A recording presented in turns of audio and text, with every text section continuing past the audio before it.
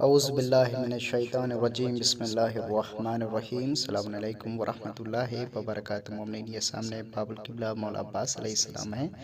آج ہم آپ تمام مومنین کی خدمت میں رجب کا چاند دیکھ کر کون سا عمل کرنا چاہیے پیش کریں گے۔ مومنین، سے پہلے اگر آپ ہمارے اس چینل کے اوپر نئے ہیں تو ہمارے اس چینل کو ضرور سبسکرائب کریں اور بیل آئیکن آل کے اوپر ضرور پریس کریں، دوسرے مومنین کو اس کو ضرور شیئر کریں۔ حضرت امام جعفر صادق علیہ السلام درس اخلاق دے ہی رہے تھے کہ اتنے میں آپ نے فرمایا کہ جب رجب کا چاند نظر آئے تو اللہ کے بندوں کے لیے یہ ایک نعمت ہے۔ تو لوگوں نے سوال کیا وہ کیسے؟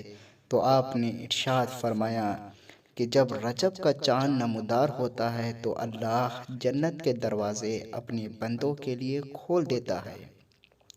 اور اسی مہینے میں ہمارے جد رسول خدا صلی اللہ علیہ وآلہ وسلم معراج پر گئے، اور اسی مہینے میں میرے بابا علی ابن ابی طالب علیہ السلام کی ولادت خانہ کعبہ میں ہوئی۔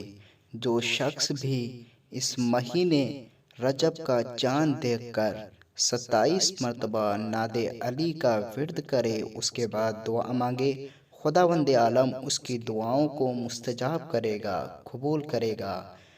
مومنین، آپ تمام لوگوں سے گزارش ہے کہ میرے اس چینل کو ضرور سبسکرائب کریں اور بیل آئیکن آل کے اوپر ضرور پریس کریں، اور دوسرے مومنین کو اس کو ضرور شیئر کریں تاکہ دوسرے مومنین بھی ساتھ میں کربلا مقدسہ کی زیارت کے ساتھ ساتھ رجب کے اعمال جو چاند کو دیکھ کر ہوتے ہیں کیے جاتے ہیں اس کو وہ کر سکیں۔ فقط والسلام ورحمۃ اللہ وبرکاتہ۔ مومنین، دعا کرتے ہیں خداوند عالم سے 14 معصومین کے صدقے میں آپ سب کو بھی جلد سے جلد کربلا مقدسہ کی زیارت نصیب ہو، آمین یا رب العالمین۔